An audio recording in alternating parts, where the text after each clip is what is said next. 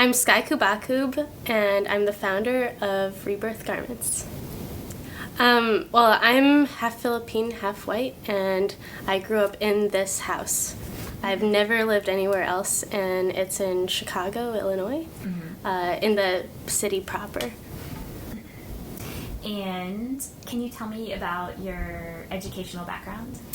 I went to Northside College Prep, which is a high school here in Chicago. It's like number 1 in the state and number 12 in the nation now. And then because of that, I got a full ride to the School of the Art Institute of Chicago. And I went there for 5 years because I got really sick in the middle of it. Well, I started working for artists and other designers when I was 15. I've worked with I don't know if I should say the ones, but no. Okay, yeah, I've worked for a ton of artists and designers since I was 15. Both my parents are artists, so it was easy for me to kind of break into that world. And since I graduated from college, I've only worked on Rebirth Garments. I don't have any other job. I got a BFA in what should I say? Okay, I got a BFA and I focused in fibers, performance, and fashion, but I wasn't in the fashion department proper because it was super racist and classist and sizist and ableist and queerphobic. It was through the department, but so there's certain classes that you could only take if you were in the department, like in the fashion design track, and then there was ones that anybody could take. So I took most of the ones that anybody could take, and I tried to focus on the technical ones. I mostly took classes with a woman named Liat, and she did pattern making. I took lingerie and corsetry with her. Yeah, totally. I mean, the school itself has a lot of problem with racism in general, and the fashion department is just one of the, I don't know, probably one of the worst, people to commit that crime. They're just basically our first big project was a cultural appropriation project. So that already is terrible. And then so at the end of the semester, or not even in the middle of it, some kids came in with their croquis, which are the sketches that people do for fashion illustration. And there was one kid who had gotten Thailand, and he painted his models yellow with slit eyes, and nobody else said anything except for me. The teacher didn't even say anything, so it was okay, this is the kind of school that I'm going to. And they're like, oh, I'm from a rural part of the world. I didn't know that. But I'm like, ugh. And then, I don't know. So that was bad, but then there's also this time when I was making my croquis on the first day of orientation even. It wasn't even, in the class. I had traced a picture of my body, and I pretty much have looked the same since 7th grade. So pretty tiny. I traced it.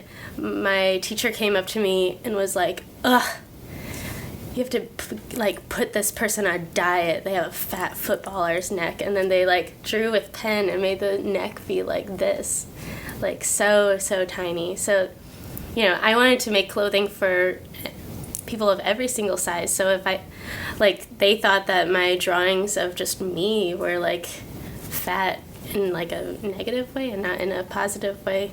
So I was they're really screwed up. I don't know. So I couldn't deal with them. But my collaborator Compton was in the fashion department there, and somehow they did it. I don't know how.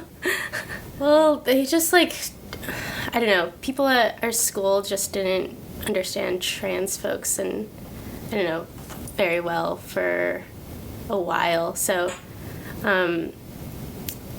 it wasn't too bad in my classes, but I've heard more things just wanting to make a dress for a person who's assigned male at birth or things like that. People were like, what? And when I took the lingerie class, it was really funny because I was the only, I don't know, non-binary, like, only, there weren't any assigned male at birth folks there. It was all AFAB folks, and I was only, like, queer or out queer at that time, and so I was making my queer, that was the start of Rebirth. I had thought of it in high school, and I had been dreaming about it, but I didn't have, like, the resources to do it.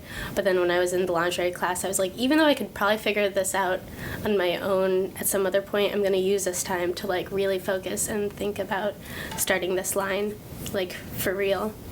And yeah, I don't know, everybody else was, like, making, like, bridal lingerie. And I was like,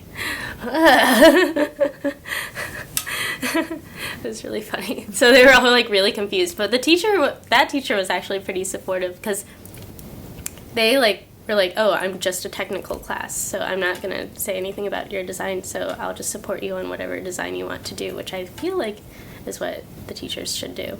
But I don't know. Yeah. It's all really interesting. I can tell you a million stories after this, and I would like to, because it's really kind of insane. I mean, I'm in a fashion department, and it's and I've been in other ones. I mean, I went through school in fashion departments, and it's everything you're describing. Yeah, it's like what basically happened, and it's like horrifying. Like, it's literally horrifying, and even the books, like, that are available, right? Yeah. Like, there's not diversity in the books. Like, there's no, the bodies, the races or the ethnicities that are available, like, that are visually available, like, the gender norms. I mean, it's all very, like, heteronormative and, I know. like, white and thin, and it's, like, it's a problem. Totally. And I, like, so it's so funny now, because now that I've gotten some visibility and, like, some, I don't know, Chicago fame or something, like, now all the teachers are telling their students about me and, like, bragging about me, and I'm just like, you were yelling at me about that. You didn't know me at all, except for the fact that I saw you be so racist that I was like, I have to fight against you as hard as possible. Like, that's how they helped. Yeah. I remember when I had to make, like, a slip dress for lingerie, and, like, all the things I was, like, cool with, but then I was like, I just really don't want to make a slip dress. But then I, like, figured out my own, like, queering way of it that wasn't just, like, stick, like, a normal, like heteronormative slip on, like, an AMAB person or something. I was like, I wanted to come up with my own, and then I felt really good about it, so I was like, okay, well, that was a fun challenge. But yeah, all the people are not, like, expecting that at all. I fluctuate, so I feel like I'm very gender fluid, and then I also feel, I don't really say this much, but I do feel very agender, like, just not gendered at all. I do have some, like, folks inside of me that are, like, a little more masc or a little bit more femme, but for me, I just feel not gendered. I'm just sky. Just straight up queer. Oh, definitely. It's constantly shifting, but I mean, now I feel pretty settled in it, but, when I first came out, I was like, I'm bi, and I was, like, 15, and that was just because I was like, I had my first girlfriend, and I was, like, completely in love with her, and I was just like, okay, I guess I'm bi, and she's bi, so, but then she was always, like, always talking about boys all the time, and then I got so jealous, and I was like, I hate this, I'm gonna be just gay, I'm just a lesbian, none of this wavering. And then I really quickly felt super boxed in, and I was like, oh, I feel super uncomfortable with this, so I guess I'm just, like, whatever about everything. And then pretty soon after that, I figured out, like, the word queer more, or, like, that got more widely used, and not just, like, as a, I don't know, or yeah, it got reclaimed more. Very colorful, geometric. I wear lots of my chainmail. I basically, most of the time, wear all of the clothing. Like, if I'm going out to anything, I only wear stuff that I make, and sometimes little details of things that friends have made, but pretty much only that. And then when I'm in the studio, sometimes I'm just wearing pajamas, but But I'm working on a set of studio clothing for myself, so I can also be wearing Rebirth while I'm working. Well, I grew up mostly on thrift store clothes, or on clothing that my grandmother made for me when I was little. My Filipino grandmother, she sewed me like a billion dresses, and they were all sky print, because my mom would go to Vogue Fabrics and just pick out every single kind of sky print that they have. So I had like 50 dresses that were all like different kinds of clouds or moons or suns or stars, because of my name being Sky. And then she'd make me a matching purse to carry my tissues in. So that was like my childhood. And then I was just like, I hate dresses when I was like 5, and just wore leggings, you know, because it was the 90s, and just wearing like leggings and turtlenecks or something. And then my best friend from grade school, Frankie, she is like, so she was seen super as like a tomboy, you know. Everyone would always misgender her, and they'd be like, "You're a boy, get out of here, get out of the girls' bathroom." And we're like, "She's a girl, get over it." But also, why do you care? So like, I was always around her, and she was like the classic 90s butch dyke, like wearing like cargo shorts and Birkenstocks. And then I would just be wearing like straight up rainbows. So I don't know that. And I had really long hair below my butt up until high school. But I felt very, I don't know. I just was always drawn to colorful clothing.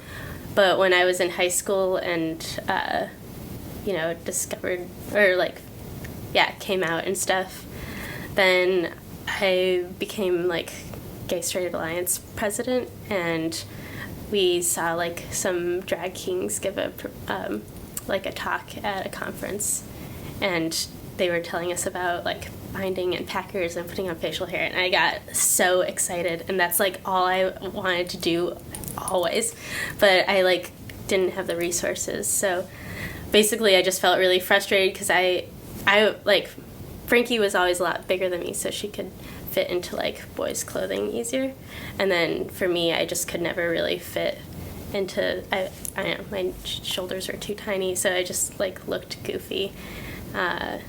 So I don't know, I wore mostly costumes in high school, and then I felt like upset that I couldn't look like mask at all, and then I stopped wearing a bra pretty fast. I was just like, this is goofy, why would I wear like a padded bra? It makes me feel weird.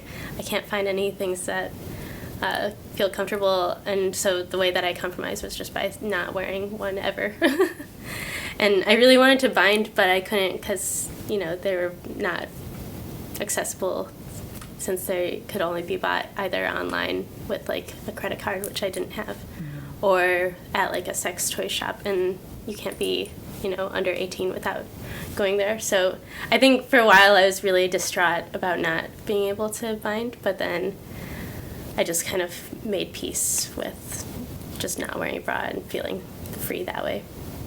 But that like led me into my clothing line. Completely personal project, like that I'm sharing it with other folks, but it's like deeply personal for me, and it's all just because I couldn't buy like a binder, or I was really obsessed with like packing garments, and I couldn't buy one of those like in high school. So I wanted to make a line that was both like very celebratory looking and not like, you know, pathologizing in a very like medical garment look, like how most binders are very medical, being only in like white, black, or like nude, but it's like racist nude. I mean, now it's a little bit better, but at the time.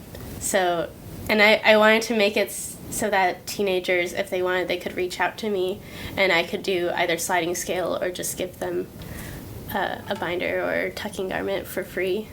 So that's what my goal is.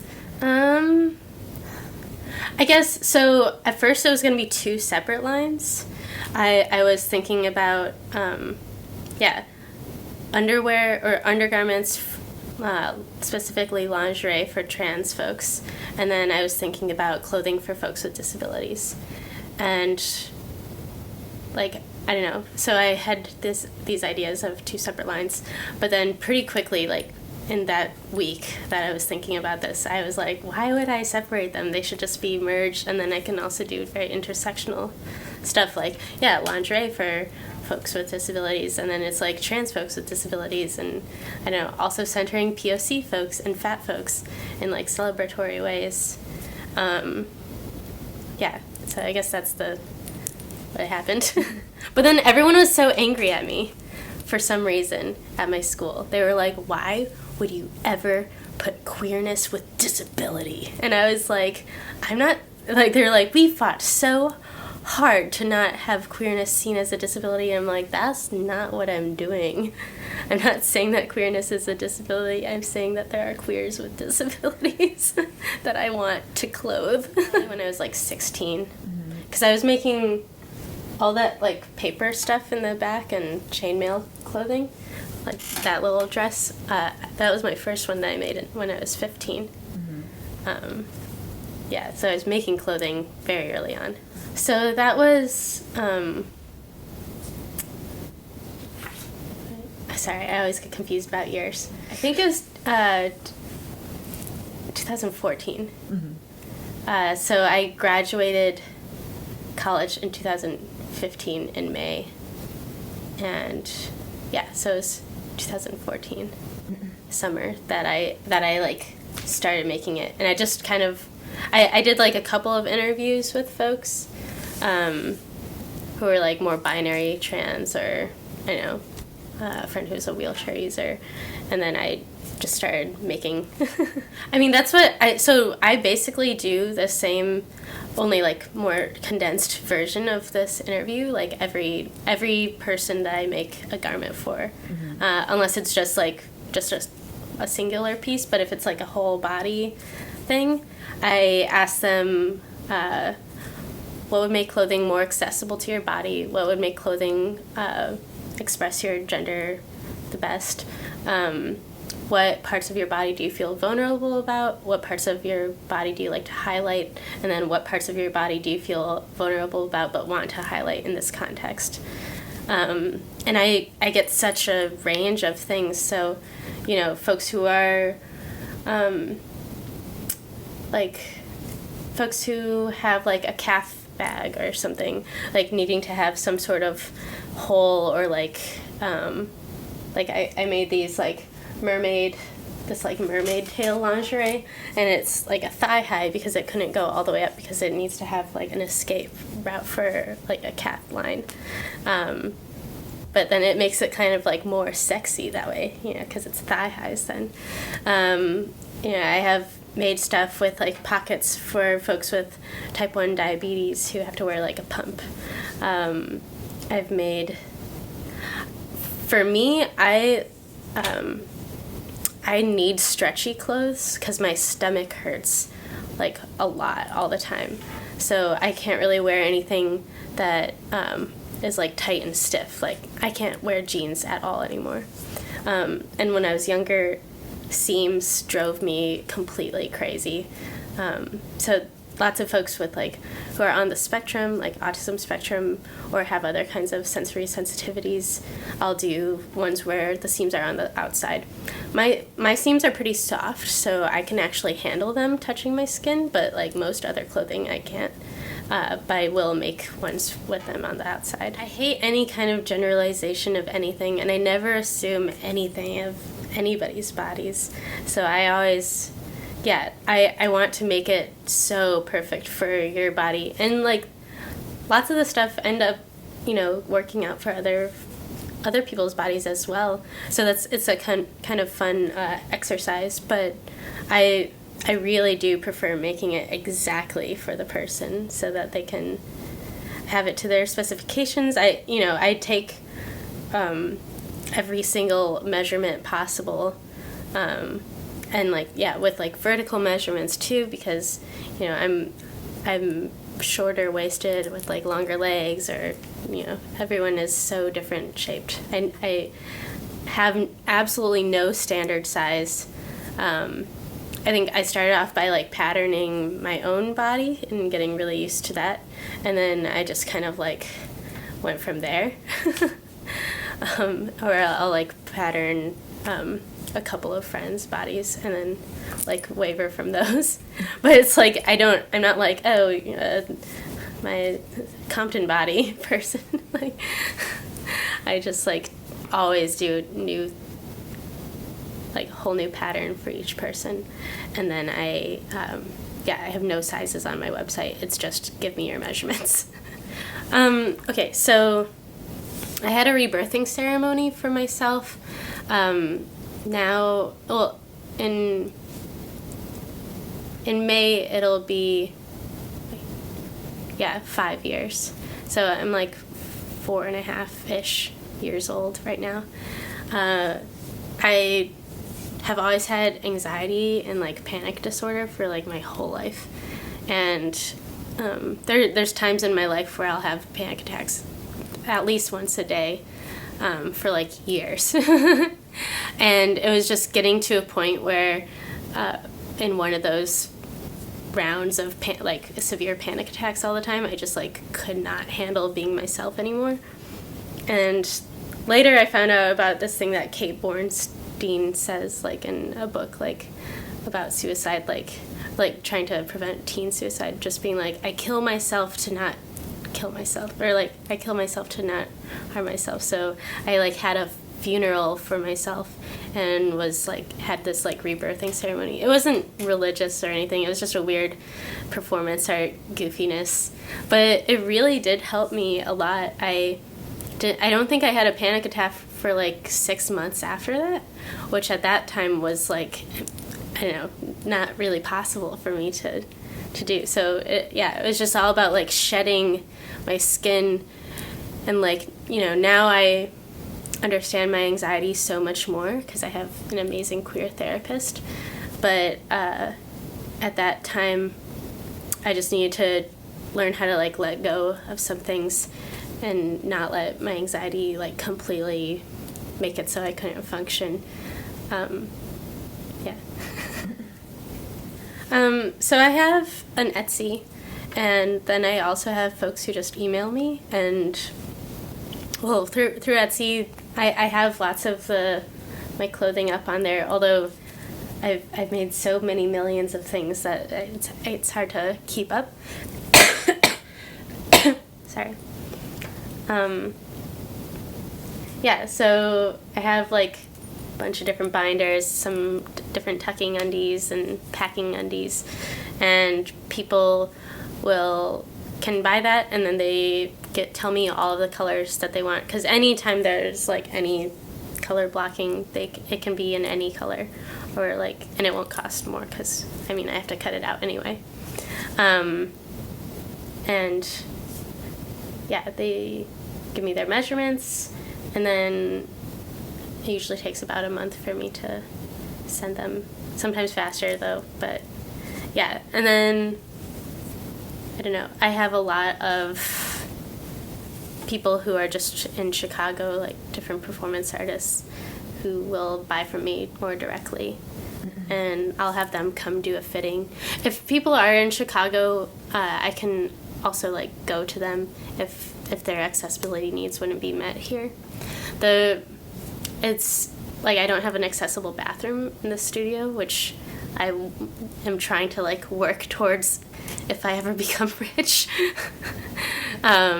But I do have a ramp up to the studio, so at least like folks who are wheelchair users can come in. And I don't use any scented anything, and have the air purifier so that I have scent sensitivities, so I don't know, it's friendly for those kinds of sensitivities here. Yeah, and usually it's fine. Every once in a while I'll have a bunch of, usually it'll be like, oh, in a year, like all of a sudden 1 week, like 3 people give me like totally off measurements, and then I don't know, I don't do refunds if they don't do their measurements right. I do have a little video that is set on private because I need to yeah, it's just like through the link. I want to reshoot a video where I'm like showing it on like lots of different bodies, but right now I just have myself measuring myself, but I'm like, you know, not like an interesting body shape, so there is a good amount of ease. Right. But for the binders that are tight, if somebody gives me like a under bust measurement that's like 4 inches off, it can be pretty like, ooh, that was not right at all. Yeah, so a binder is a compression garment for your chest to flatten the chest that, either non-binary or trans masc folks or just anybody. I've even had trans femme folks who are, or like trans women who might need to bind at like a workplace or something in order to stay safe. So I have everybody getting everything from me. I'm never like, this is only for this, which I think is like different than even other like queer lingerie lines who are like, this is like a M to F blah blah blah, and I'm like, ew, don't say that. A tucking garment is a compression garment to minimize outie bits if you have outie bits. And that's the language I use on my website. And I'm always like, if you have any bits, it's probably better if you want to get like a cotton liner. but I do have like, you know, I'll have like cis women even like the tucking garments if they like sometimes I'll have folks who want to feel more supported in their gut. I want the opposite of that because it hurts, but some people who want support and like the tucking garments actually are kind of nice for them too. Yeah. So my binders range from like $24 at the smallest for like a very tiny strip bandeau binder, and then you can get straps added on for like $15. My kind of like sports bra shaped binders, which I think are most comfortable and I like the most, are like $65, $75 for a custom. And I don't really charge more for, you know, bigger sizes, so that's like a lot cheaper than, you know, most folks with bigger cup sizes have to pay at least $100 for a bra. So it's interesting because I get people on both sides being like, wow, this is so cheap, and then other people being like, this is so expensive, and I'm like, well, I don't know. I do the strip binders for folks who can't have pressure on their shoulders due to disabilities and stuff, or for like folks who just really are feeling like so dysphoric that they just like but have no money and just need to have something. Like I recommend it for those types of folks, but I like the racerback sports bra shapes the best. And I do anything can have the seams on the outside for no extra charge because I just sew it inside out. Yeah, then tucking panties I think are like $40 and up. Yeah, just because I have like, usually it's kind of like each piece of fabric is like each separately cut of fabric is like $10. That's kind of how I do it. But for some things, if it's like super complex, then it might be more or less. I don't know. I can do like unitards from like 100 and up. I would say like when I like color block it really fun, it's like around 250 if I like go all out. I mostly make crop tops. I don't really have too many like full shirts. I mean, I have a couple, but I like mostly have crop tops. And like a very plain one can be like $50.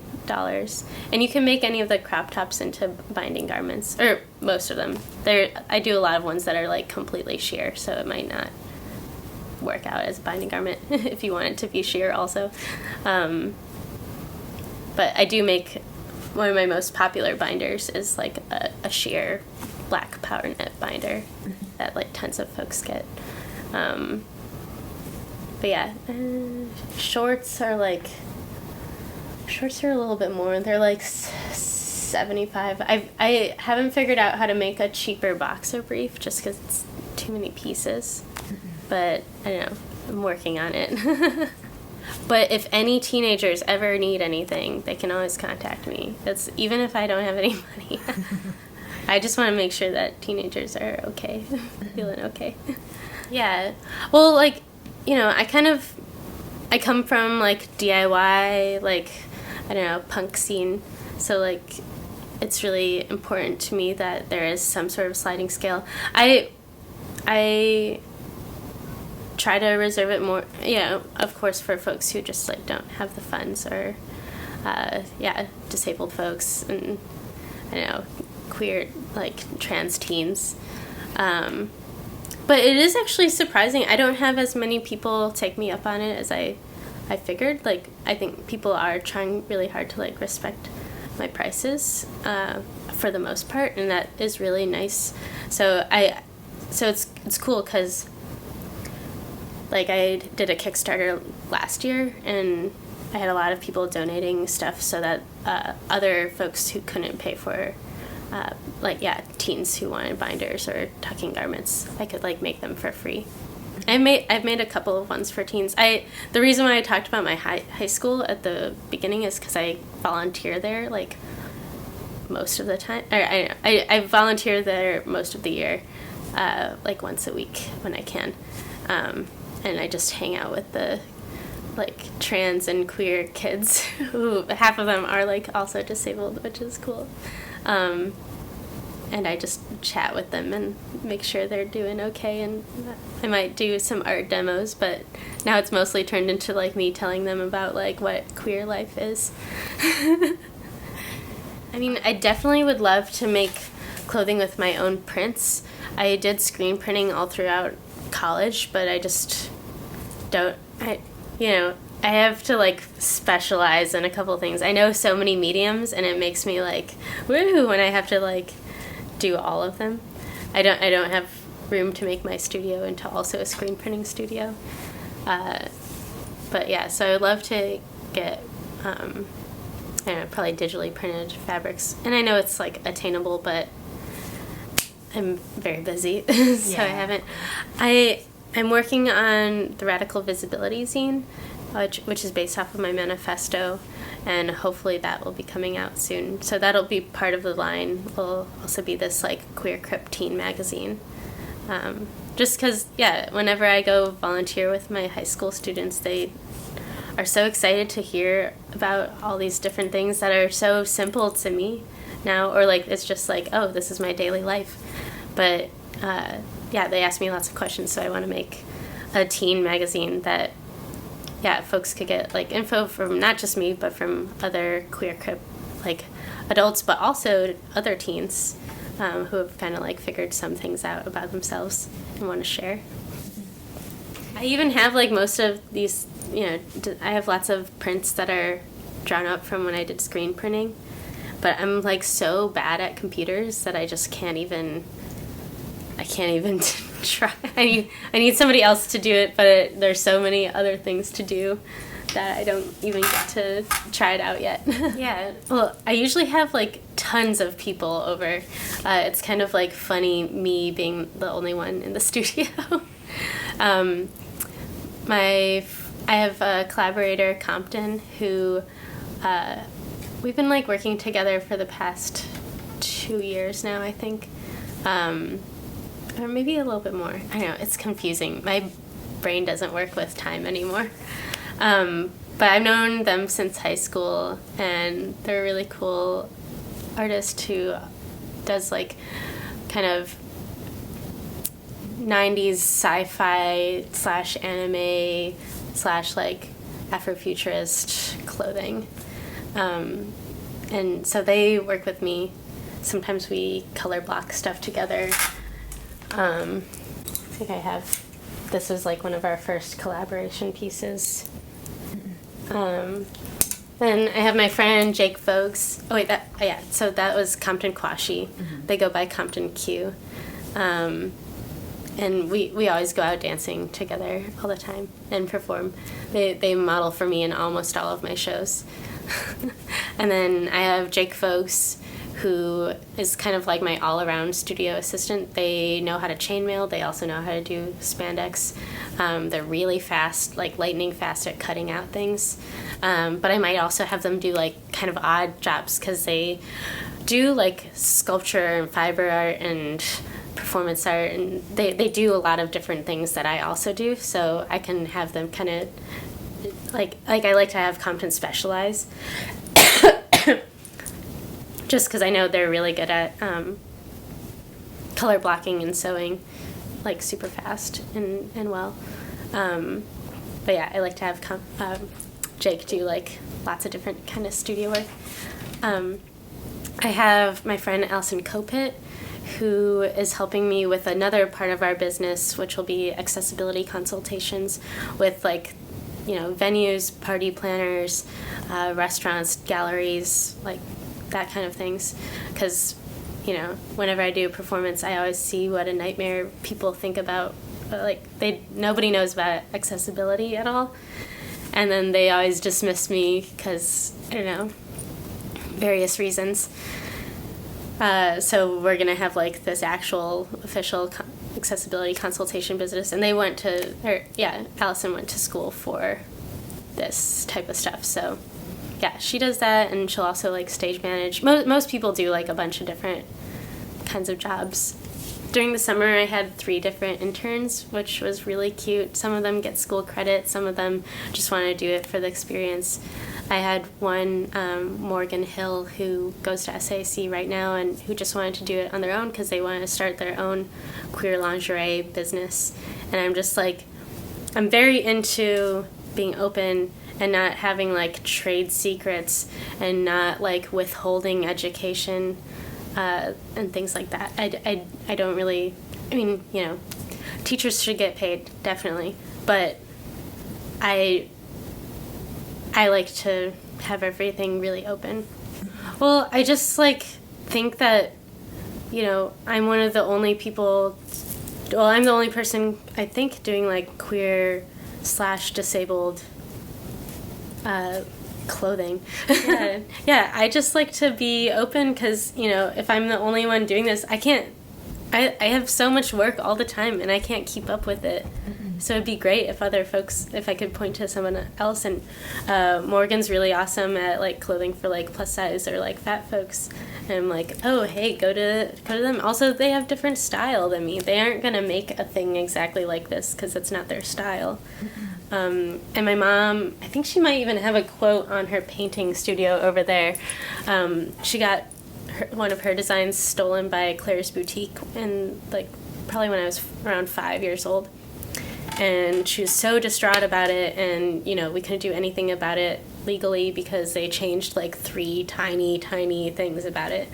But it was like, this is literally my mom's design. Like, it looks exactly. Yeah. They stole one of her toothberry box designs because my mom, you know, they'll have, like, little box things every week, they have, like, a new one, I remember. But yeah, they made one that looked exactly like my mom's designs.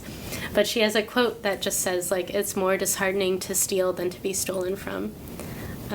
So it's just like, you know, even if, like, Target wanted to steal all my designs, I'd be like, come at me, like, do it. I have 1,000 jillion more in my brain. Also, it'd be awesome if you just copied me and made, like, queer disabled clothing. That's cool. So I do the interview with the people. And then I also always ask them, like, what colors and fabrics they like and if they have any patterns that they like. Then I try to see what kind of, like, if there's any garments that they specifically really want. Sometimes people are just like, do whatever to me, and that's really fun. But I also like when people are like, well, I want a crop top, but I also want, you know, like a packing boxer brief that's also high-waisted or something. And I really like when people will, like, mishmash, like, all, you know, their favorite kinds of outfits, like, just, like, tell me about all those and smush it together. that like helps me out, or like my one friend was like, I want to look like a space mistress or something. Like words like that help me out. Another friend was like baby spice unicorn. I'm like, okay, cool. I have like ideas for that. But I wonder where. Somewhere I have like. This was a creation of mine, like just from what I wanted. What I made a packing jockstrap garter belt. I never sketch ever. I hate sketching. I'm so bad at it. I'd rather draw on my face. But I basically just directly pattern it. I flat pattern everything pretty much. I think about the person a lot. I look at pictures of them, or I like watch them when I'm hanging out with them. Or I just like, pull back those memories. I'm like, oh, I've seen when this friend is like trying to get through this door or something, and they always get caught on, I don't know, like maybe their wheels get caught in their clothing. So I'll think about those things. I'll think about if they want something like more flowy or something more fitted. I mostly do fitted stuff for myself, but I have been getting into these like more flowy things lately. No, I just go directly to fabric. Mm-hmm. I don't have any time for making mock-ups. Once in a while I'll make like a mock-up, but I think I've only made like 2 probably. Yeah, I pretty much can like visualize how color blocking works. Like I'll like flat pattern it and I'll know exactly what it'll look like on the body. Yeah, I almost never look at books. I also, even though I have some books out right now, they're mostly for, I have like my zine library for folks who come here to look at because I don't have time to look at it. But I don't even really look at fashion books. I was really into them in like high school, but after being in college and being so disappointed and feeling terrible, I was like, I don't even want to look at fashion. I don't look at magazines. I don't even look at like Fashion Week at all. I just like do it all from me and like what I want, which I don't know, maybe good, maybe bad. I don't know. It's neutral. But I pretty much don't reference flat pattern things unless, or like books, unless I'm like, oh, well, this person wanted this like specific Victorian sleeve or something, and I'm like, but they went out like clear vinyl. And I'm like, okay, I guess I'll look at the thing just to see how they actually do it and not have to like make it up in my brain. But I think because in high school I did all draping on my body with my chainmail and stuff, so I really got to know what my body was like. And then when I was in college, learning how to drape on a mannequin, but it was like, well, this isn't my size at all because like their chest is too big or something. But then learning how to fit it to my body, then I really got to know my body in flat pattern world. And then yeah, basically in my head I do like reference everybody off of my own body. I'll be like, oh, they're a little bit taller than me and this, and a little shorter than me and this, and now that I've dressed so many different folks, I'll be like, oh, this person is basically like, my friend Peppa. Like, they're that shape. So I'll like do it off of that. I usually will do it off of some combo of random patterns that I have. Mm-hmm. All of my patterns are over there. They're like all hung up. It looks like a mess, but they're very organized. But I have it by like type of garment, so the whole front is like all different kinds of like bras or binders or crop tops. So I'll usually go off of one of those, and then I'll like, make it bigger or smaller. It's mostly all from Spandex World in New York, and then I also get a couple of them from Spandex House in New York. I think Spandex House, it's just like this fabric that I use all the time, these triangles, this wood grain, and then this cloud fabric, but everything else is from Spandex World. And now they know me there, like, in real life, because I've gone there a couple times, and they're always like, what? So I'll be like, I need to fill this whole suitcase! Like, I usually buy it online, but whenever I go there in person, I'm just, like, trying to shove as much as I can into a suitcase, so I don't have to pay for shipping, because I hate paying for shipping. I'm pretty frugal. I also, like, hardly throw away things. Like, for a while, I was saving, like, every scrap of paper ever. My employee Jake made me throw away some because it was too much. But I also save a lot of my scraps of spandex, like, pretty much everything, almost, unless it's, like, super tiny. Because I'll use them, I'll reuse things in, like, fashion workshops, or I'll, like, donate them to, like, my mom. She's a CPS teacher, Chicago Public Schools teacher, and she'll do, like, like puppets with her kids, so I'll, like, let her have all the tiny scraps, and then they, like, cut them into even tinier scraps and glue them onto a paper bag or something. So, okay, I just made these little things for my friend Genevieve, who wanted to look like a dark mermaid. So she uses a cane, and she also wears a brace, but when she's dancing she, like, wanted to wear a sling. So I made her a sling that's, like, kind of oil slick with some lace. This was based off of my friend Peppa's sling that's, like, hot pink with, like, rainbow Lisa Frank fabric and stuff. But, yeah, Genevieve wanted to have something more, more neutral, but it's still, like, very exciting looking. And they feel self-conscious about their arms, so I put sleeves on, but they are see-through a little bit for fun. I really love making sheer hoods. She has, like, really beautiful hair, but, like, I love having, like, a hood, but then, like, wearing my headpiece underneath, so it's still, like, you can still see it, but you get the feeling of a hood. Yeah, and then they wanted a loose crop because they wanted something not so tight on their chest.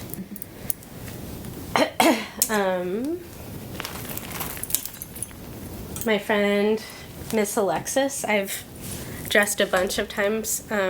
She's a wheelchair user and a crutch user, but she loves pink. I love pink too, so it's really easy for me to dress her. But she also wants to look real sexy, so I, like, always put some sheer bits in the dresses. Like, tight dresses work pretty good on her for, doesn't get caught in wheels or on her crutches as she's walking.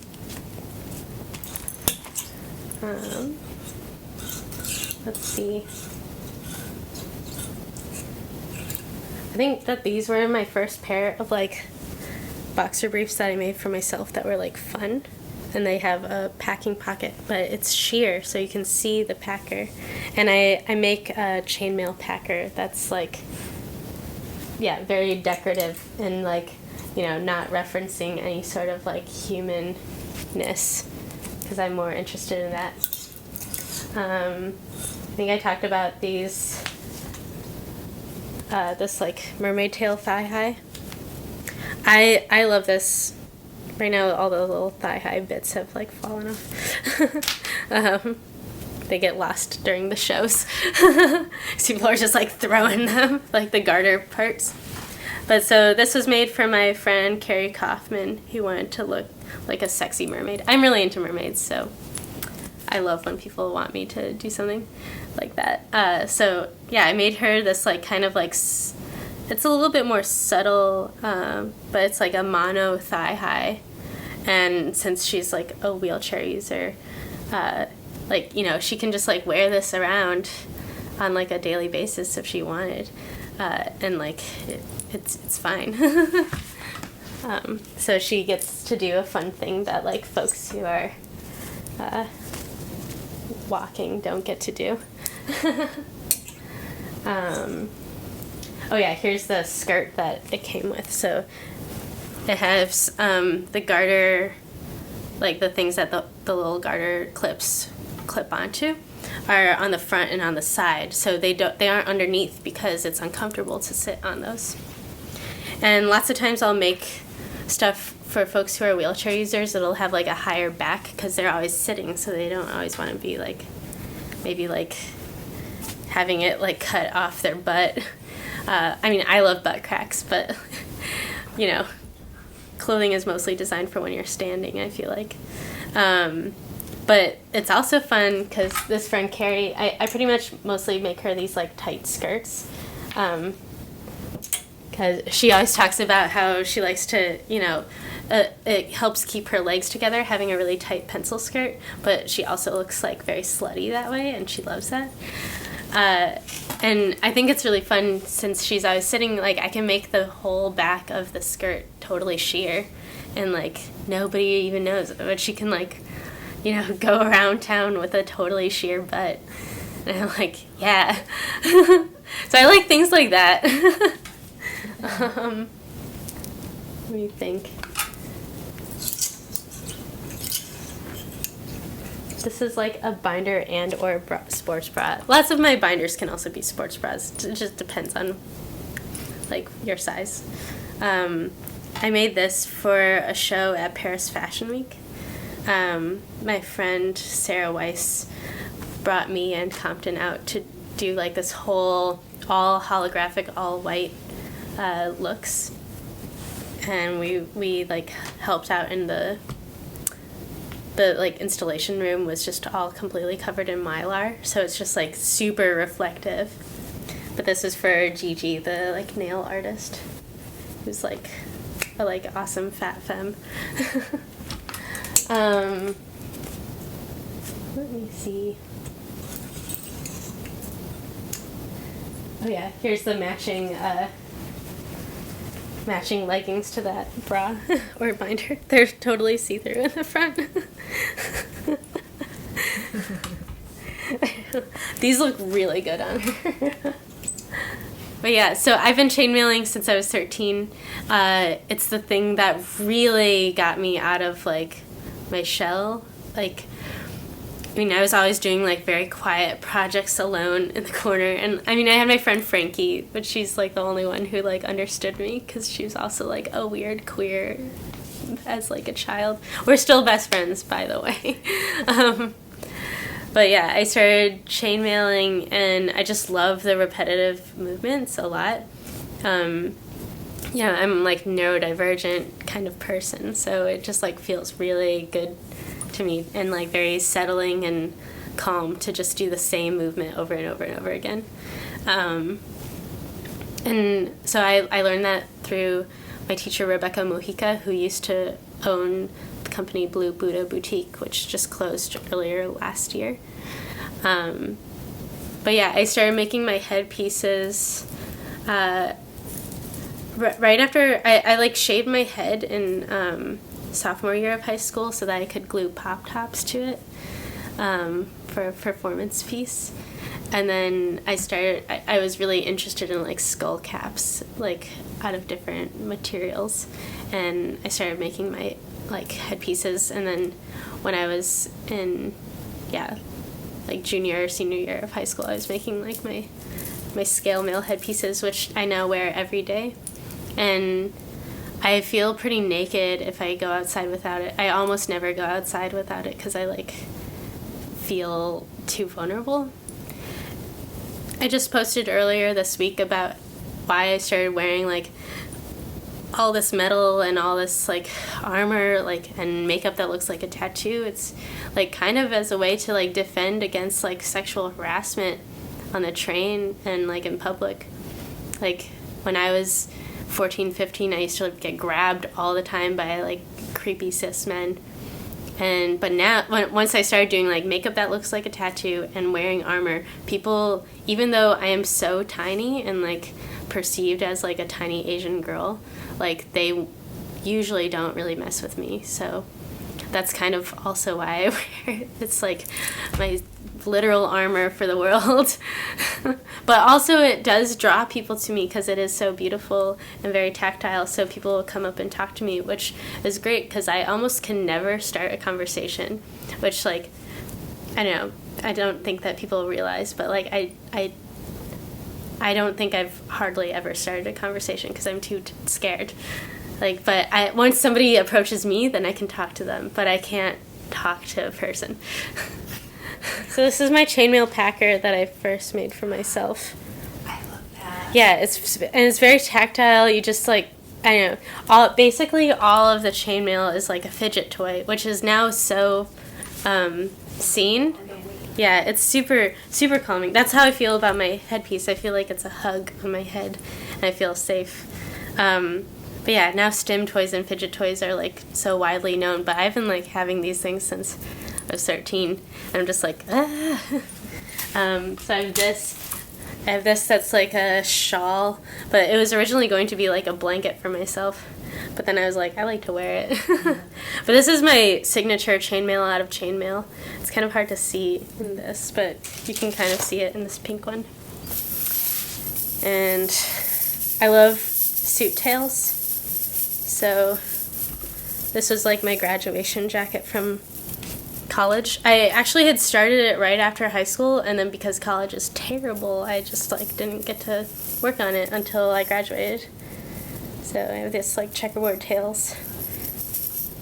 And this is the mannequin that was in my grandma's sewing studio that she would make clothing and put my clothing on it. But then it had a wig that looked like her hair. But I don't know where that wig is. So I call this my grandma. This was actually a collaboration with my grandma, though. My grandma Cora. So I made all the chainmail, and then I designed the dress, and then she made the dress for me because I didn't know how to at the time. She had always tried to teach me how to sew, but she's just, like, very impatient Filipino woman who just screams at you. So I'd be like, oh God, okay, sorry. And I'd run away and be like, I'm terrified of grandma. But yeah, it's really funny. So I made this because I was really, I was like a circus kid before I learned chainmail. And so I was really into, like, circus aesthetic. I mean, you can tell by my clothing. It all looks like a circus costume. So I wanted to make something kind of like, yeah, those, like, circus ballerina type folks. And I made this, and during my critique, it was my first semester of high school, and the teacher was like, I don't know how to say this in a good way, but it looks like S&M. And I was just like, ah! And then they were like, but somehow not because of this little accent of pink. But, like, I think me and my girlfriend were the only people who knew what that meant. And everyone else was like, M&Ms? So I used to really push against everyone always being like, oh, this is fetish wear, this is, I don't know, this is, like, hypersexual, because I didn't really feel that way in high school. I was just like, this is my armor. I'm not trying to be sexy, I'm just trying to be protected. But now, of course, now I'm into, like, fetish and kink stuff, so I'm like, whatever. But I think it was good for a while for me to be able to be like, no, this is not what I do. I've had about a bajillion people come out to me and say that they would never come out without my visibility. So I think that that's the thing that, like, keeps me going the most. And I always say that that's what's, like, keeping me alive. I've had every combo. Like, yeah, it'll be folks who, or, yeah, I'll meet them, and then, like, quickly they will transition, and then they'll be like, it's because of you, or they'll be like, I came out because of you, and I'm like, whoa. And, like, I might not even have to know them very well, just, like, interacting with them a little bit, or them seeing me. I just had, like, 2 people this week alone say that, so, I don't know, I get a lot of people saying that that I'm the only reason, or that, like, you know, that they didn't know about non-binary, like, identity until, like, working with me, and then they were like, like they were like, that's who I am. I just didn't know that was an option, because I don't know. And sometimes it's older folks. It'll be like folks who have been identifying as like queer for quite a while, but they might not have known about non-binary stuff. But since like folks who are like my age and like, yeah, even all the folks who are younger than me are like awesome and like are so on it with language and super inspiring, which is why I love going to my high school, because they're like keeping me fresh. I have to think about that for a second. What is surprising?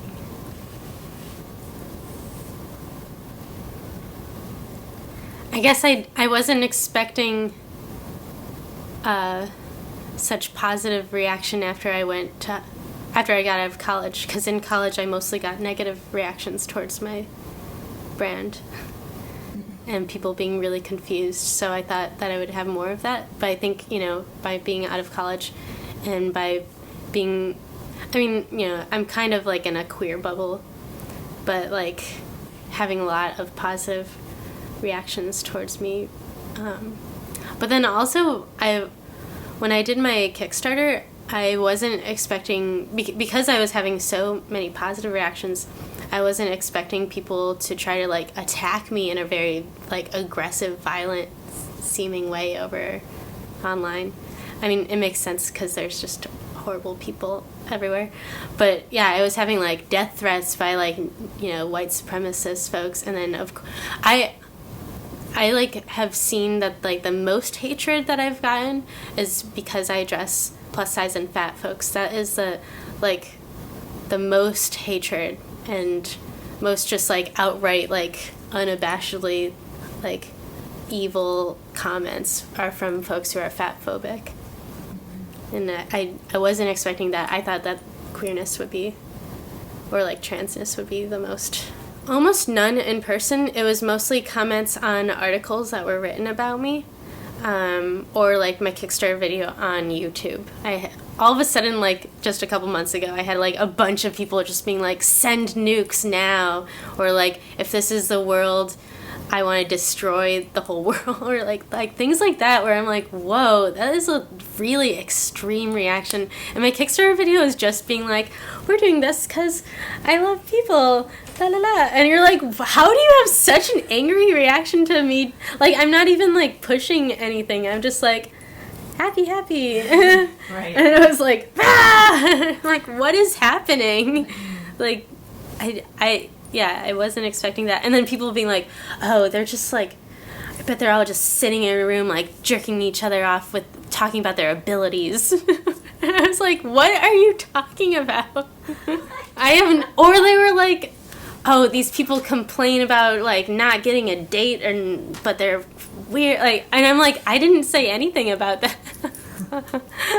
Like, what are you talking? I'm like not even talking about dating at all. Like, what? Yeah. Also, yeah, all the people I know who are like wearing all my stuff are like can date. The YouTube ones, because I was like, this is too much. Right. Like, this is really scary.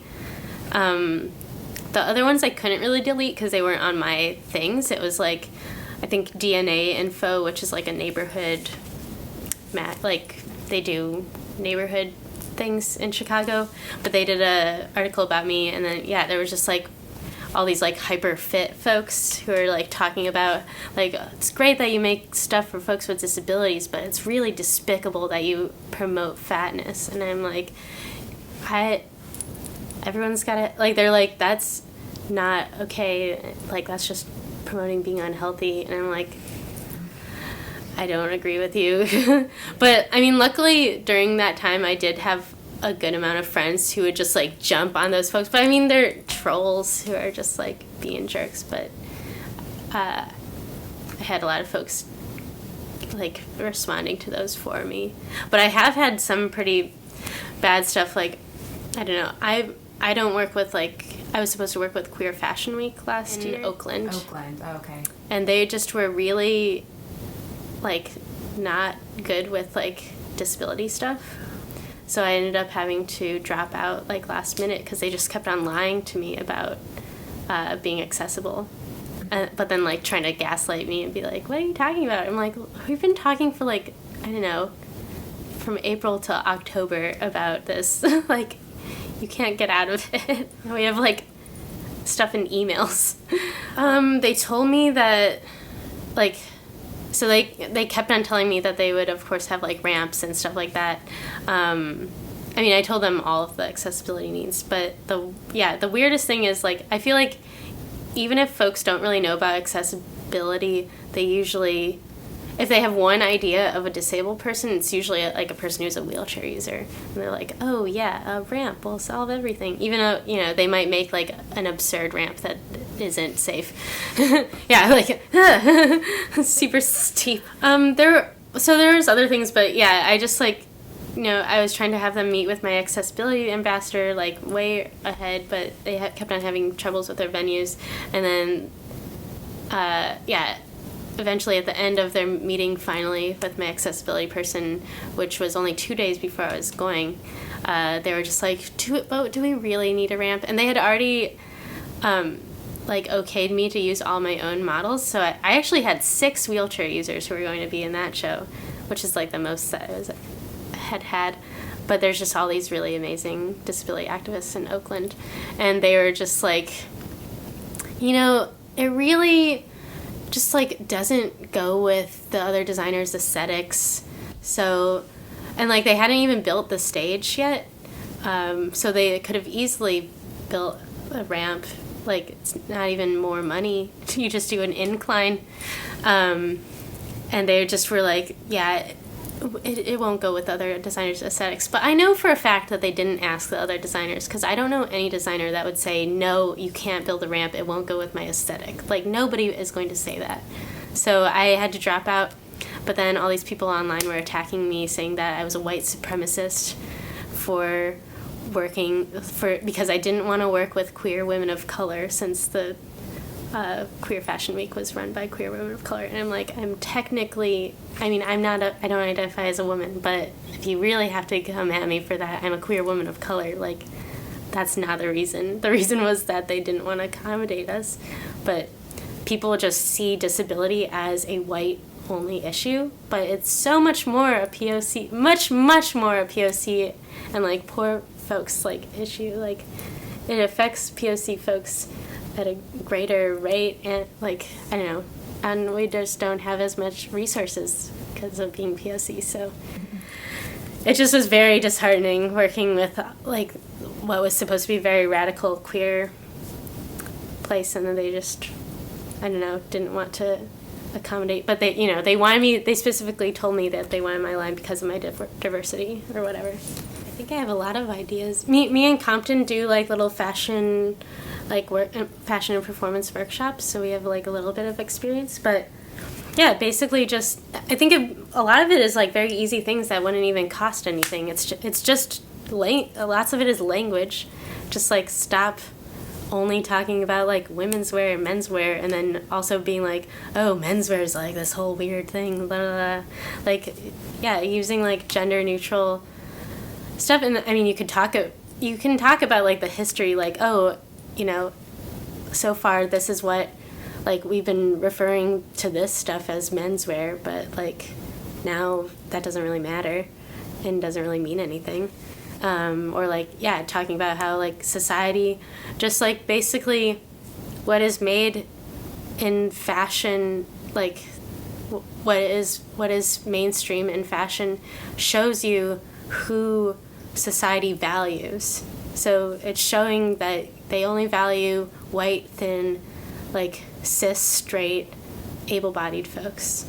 And like, that's so true. That is what is valued most. So just being like, if you're telling people that they need to choose like what kind of, like, who do you value in your life, would you want to exclude the folks that don't follow under those categories? Like, and telling people that they don't have to put up with like my fashion department was like, you can only start a line one way. You have to like work for like at least 5 years like as an intern in New York for a fancy fashion house, and then maybe you can start. But it's like me and like like my friend Nat, who makes Nat glitter kink like harnesses. They just like started their Etsy, and then that's what I did too. And like we're both pretty successful with our lines. And then yeah, you don't have to do it in this way. Now we have the internet. There's so much accessibility, so you can start your line now. Like you don't have to wait, and you don't have to have all this experience, because I feel like most of those experiences just tarnish like you. Or like I worked for this line that I won't name, but I hate them because they were two cis like gay men who are white, and they just were, I didn't even really realize this because I didn't have the language for it in early high school, but I was working for them when I was 17. But they were so misogynistic. Like, they had all these ideas of what women should wear. You know, they only used like 15-year-olds who looked like 20-something-year-old models who were skinnier than me. I ended up lots of times being like the house model because, you know, I was like close enough in size, but then I was like, 10 feet shorter than the actual folks, so it was kind of funny at the show. Then everyone's things was too short. It's like, ha, that's what you get. But yeah, they're like using models that they don't care about. I was working on my senior project at the time, and I was like, I'm going to use my friends as models. I've always done that. I'm like just not into, even though at that time most of my people who model for me happened to be like white and thin, but it was because of, I would ask everybody around me if they would want to model, and only those folks would be like, oh, I can model. It's like, because it gets into your head. You're like, oh, I'm not a model because I'm not a model shape. But now I know, now I'm better at being like, no, you can model too. And now people get it and they see my work. But yeah, the people were just like, no, you have to just use, you have to hire professional models. It's just going to look so much more professional, and, you just really have to just go with that standard. And, like, models should just be hangers. You shouldn't see their personality. You shouldn't see them. It's all about the clothing. It's not about them at all. Like, and they talk to the models terribly. They almost, like, pinned my neck multiple times because they'd forget that I was a human and they'd think I was a mannequin.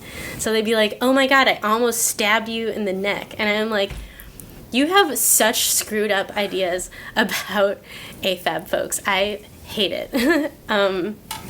So yeah, I've always pushed against that. Later that year I was asked to be part of Vert Couture, which is like Green Eco Fashion Week or whatever here in Chicago, and they said I could use my own models, and then they just lied it to me, and I got there and then they were like, no, you have to use these models. And so I said, no, I'm just not going to do the show. And this woman screamed at me for like forever on the phone, saying how ungrateful I was and how they were giving me like, they were doing me a favor. But I'm like, you guys contacted me. I didn't ask to be part of this. You contacted me. I told you that I would only use my own models because that's how I work. And you didn't respect that, so I'm not going to. But people always just call me a child.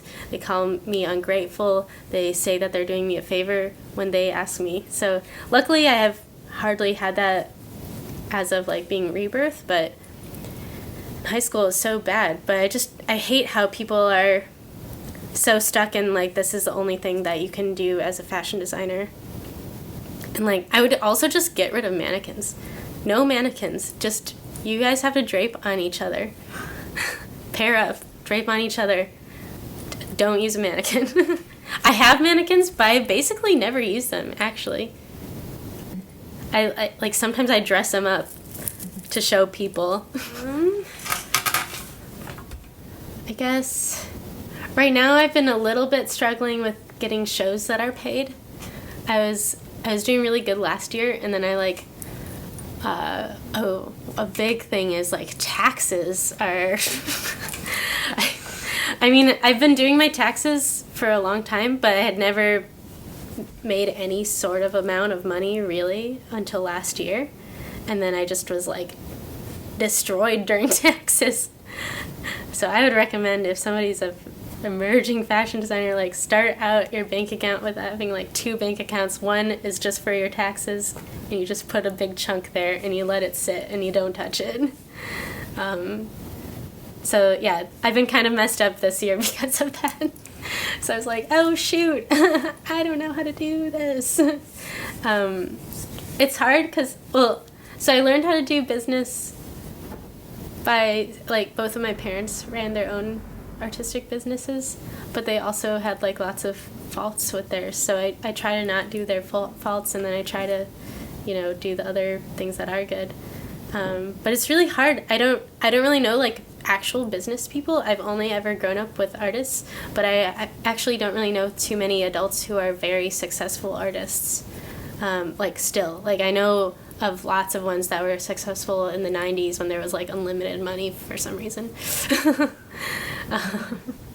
But yeah, I would say it's really hard because I don't really have too much folks to like look up, like to model my business after, but I just try to do everything where I'm like as respectful as possible to everybody who works for me. I try to make my work environment really comfortable. I pay people like more than I've ever been paid for things, like $13 to $15 an hour, sometimes more if it's like a more specialized person, but like, yeah, more than minimum wage.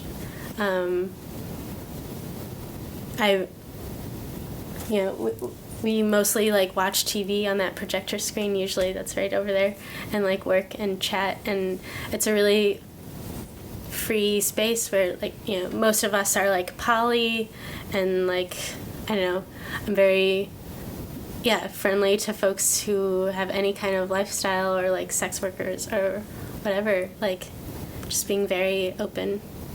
So I like kind of not having those old business models, because then I can do mine totally different and be like, oh, business doesn't have to feel like you're dying all the time. I mean, I feel very overwhelmed because I'm the one in charge, but like I try to make it very comfortable for people, and people can always, eat whenever.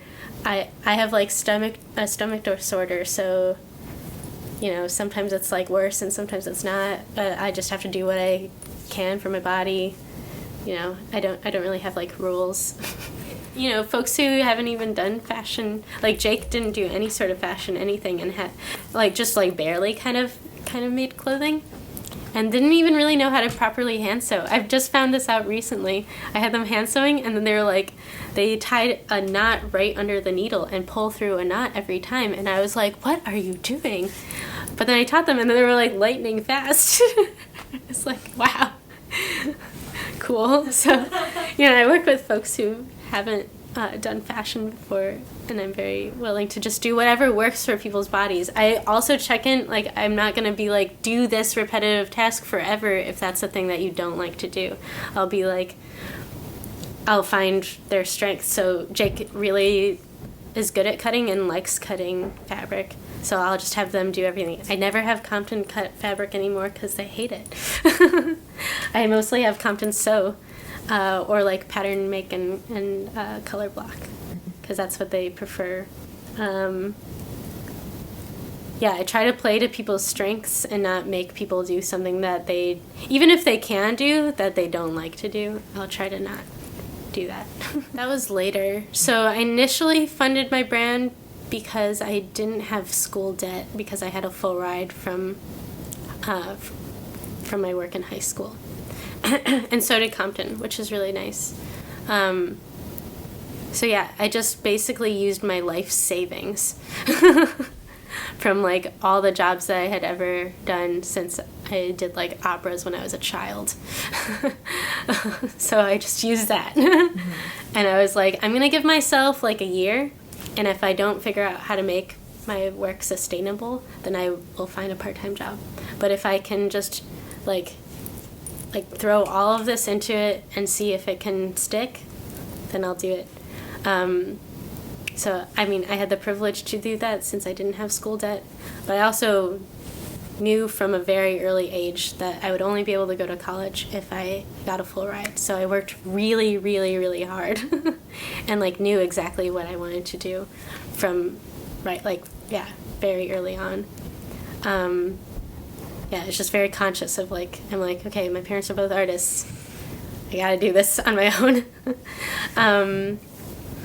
So that's how I initially funded it. And then I think within 9 months I started getting it to be sustainable.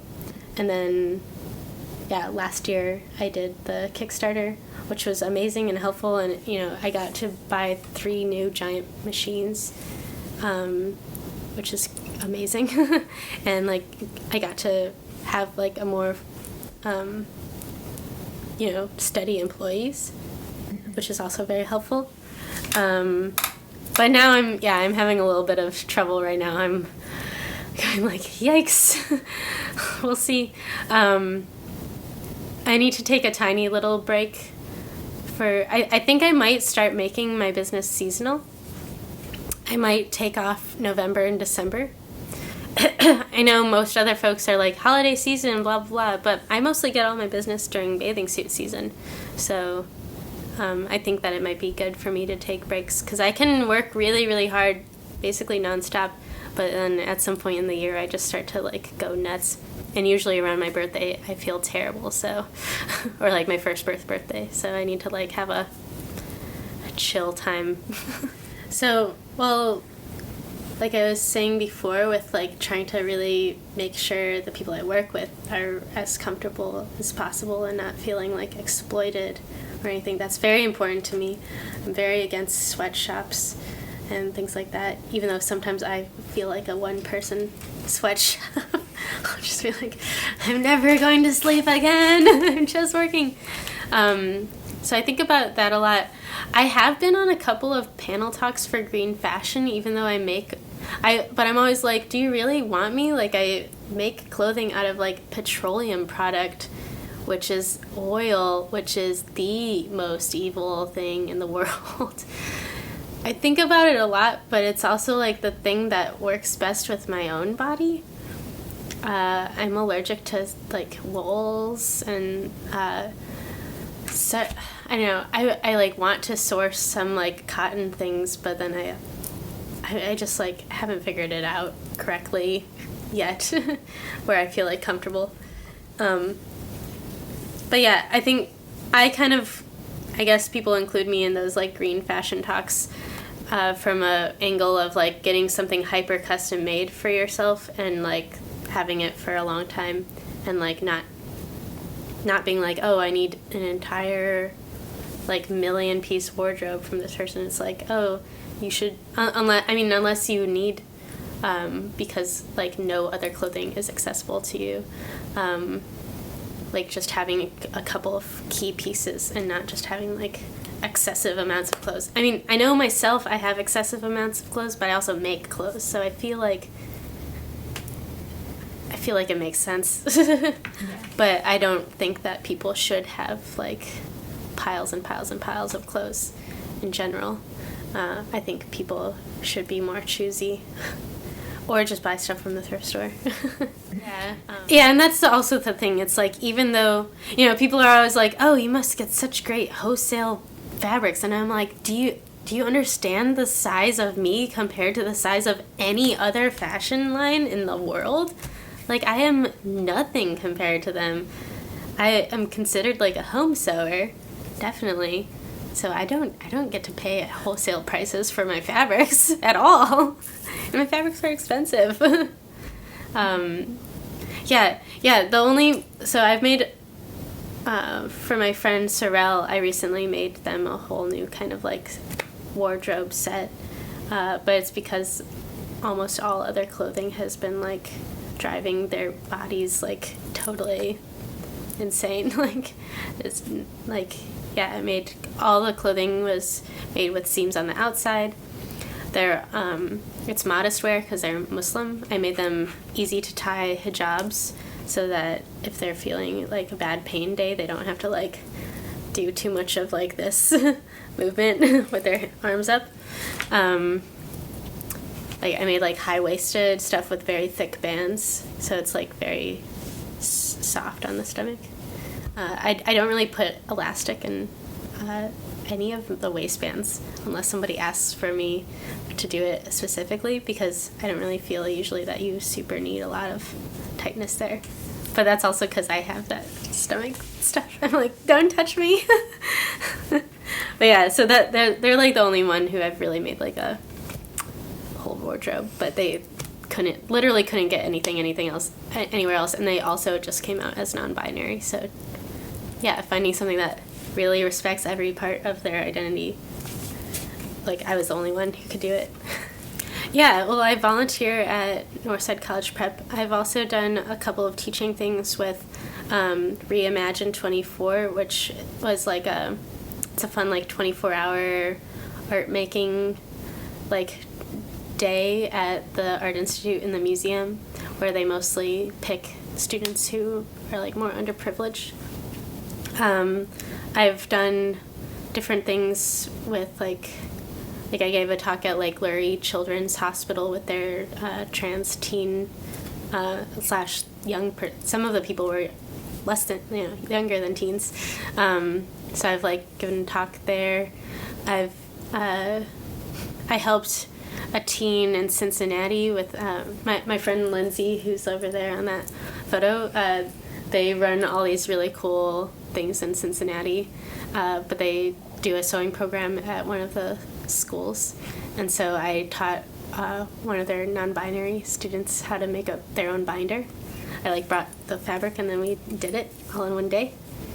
I try to do as much, and like anytime anybody asks me for like donations of things, I pretty much always do it, even though I should stop. But I donate stuff for auctions for like Howard Brown Health Center, which is like the queer health center here in Chicago, or to Project Fierce, which is it's an amazing program for queer homeless youth. They're trying to make like a good, safe, affirming space that's better than anything else that is available right now. And like I kind of one of my distant dreams is to have create a foster home for queer crip teens that's like extremely, extremely affirming and safe feeling. I get tons of everyone. I don't know. I guess on my Etsy, I do get a lot of AFAB folks with very large cup sizes, just because I'm the only person who they can find to make custom things. So I would say that's probably my biggest customer. Yeah, folks with large cup sizes. It's mostly through like word of mouth and like seeing me online. I decided like a year ago that I want to be like, I don't know, Instagram famous so that I can get out there. I'm still working on it. I hate computers and I'm bad at them, so we'll see. But, everywhere I go, even if it's not even in Chicago, I'll have people being like, "Are you Rebirth?" And I'll be like, "Yes." And like, yeah, all of my friends in Chicago joke that like, yeah, whenever we go literally anywhere, we could just be walking around the, like, I don't know, by the train or something, and like an old lady walking their dog will be like, "Oh my God, I know your work. You do great work." And like tell the CTA person, like the train operator. And I'll be like, "How do you know me?" Like I can't go anywhere without everyone being like, "Sky, Sky, Sky." Mostly me. Yeah, most of everything is mostly me. I'm like trying really hard to learn how to delegate things more, and I'm becoming more successful at it, but it is really hard for me to like let go because I am so particular with language. And I have some folks, but just like knowing every single nuance of every kind of identity that I focus on, I like only trust myself fully. I want people to be feeling like super affirmed and like that there's something for them. Sometimes I'll get people who just like glance at my Etsy and then they'll be like, blah, you don't have this, but like I have like all these messages all over the place that are like, if you don't see something here, that doesn't mean I don't make it. Like, just message me, like we can have a conversation. Sometimes people will like come at it like kind of attack mode, being like, even if they are like, or yeah, folks who are like queer or trans who are just like, you aren't you don't do this, so you're not like, you aren't trans-affirming or something. And I'm like you don't even know all the things I make. I can't put up everything on my Etsy because I am only one person and I am bad at computers.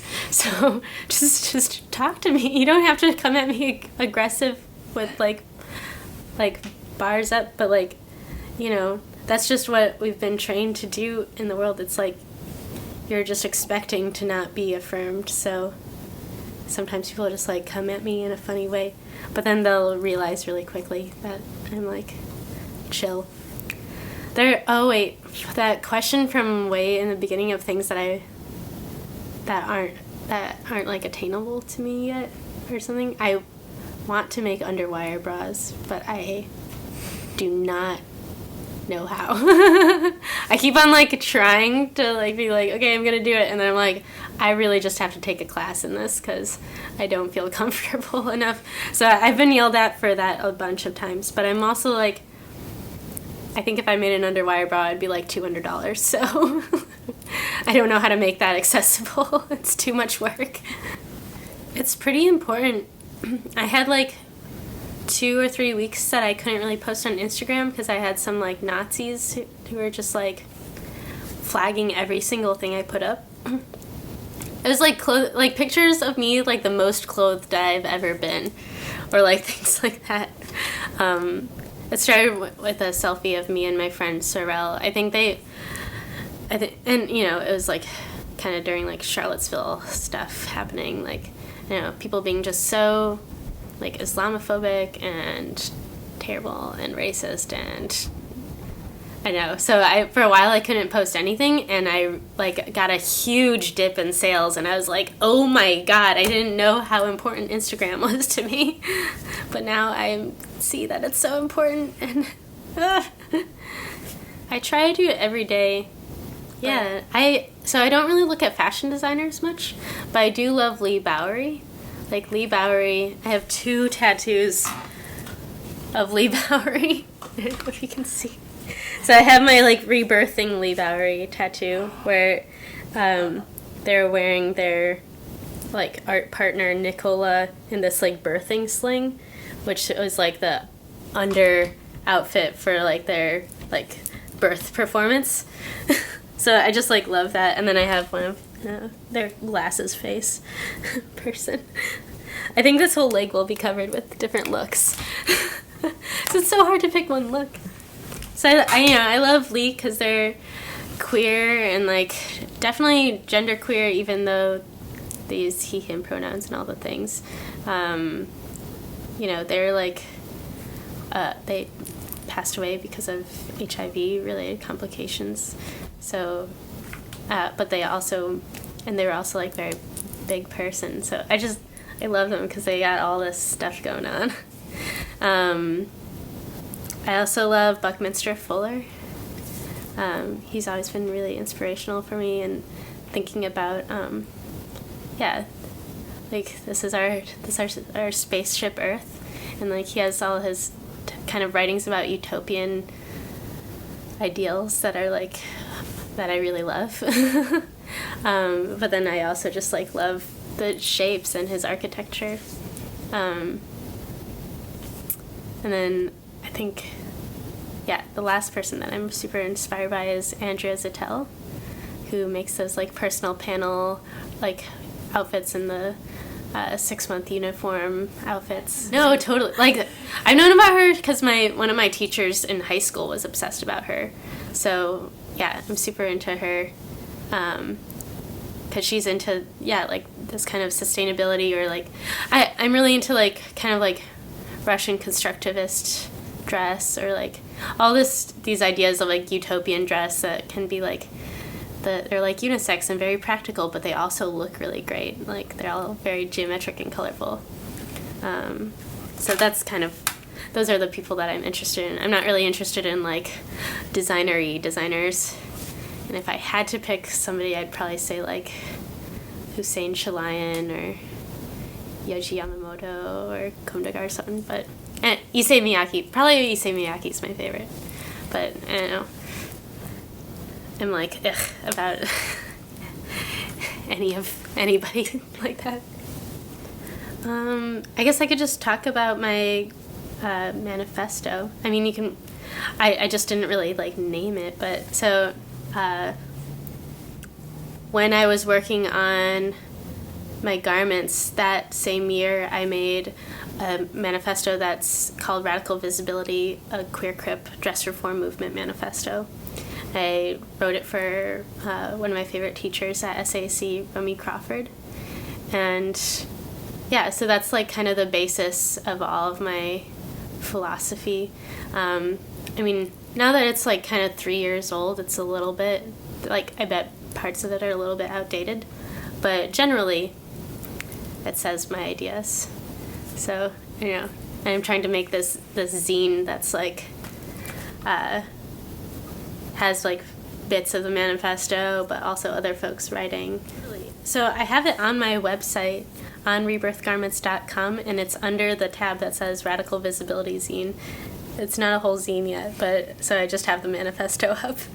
But yeah, soon it'll be in printed zine form, but then that'll also be digitized for accessibility.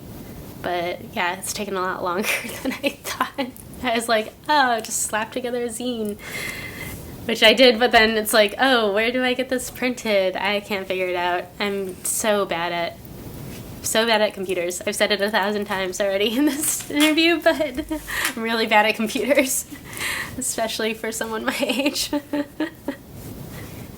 Yeah, I mean, I guess I could talk more about, so in my manifesto, at the beginning, I try to reveal all of my identities so that people understand where I'm coming from, because, you know, people just, like, if you don't see me or whatever, they'll just assume that, I don't know, that I don't have any connection to a lot, like most folks, you know, since my disabilities are invisible, they don't read me as disabled, so then they're just like, what are you doing? Like, I'll have folks who aren't disabled being like, why would you ever think about disability ever? And I'm like, because I am disabled, because there's lots of folks around me who are, and I grew up with like tons of family members who are disabled, so it just seems normal to me.